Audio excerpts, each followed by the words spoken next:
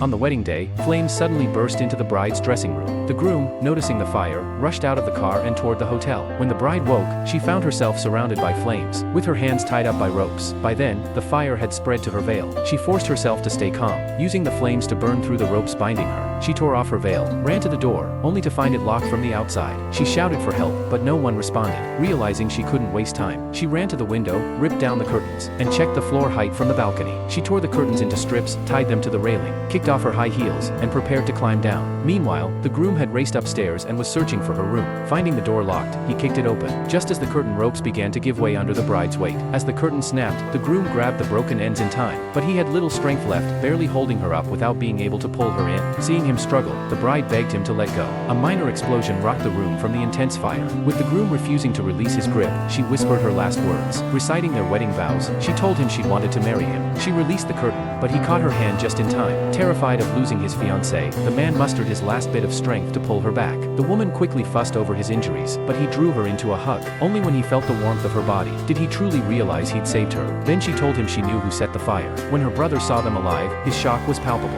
Firefighters later revealed gasoline had been spilled at the scene, making it clear this was no accident. The father asked the woman if she had seen the murderer, but the woman took her brother's hand, saying the killer had the same scar on their hand as him.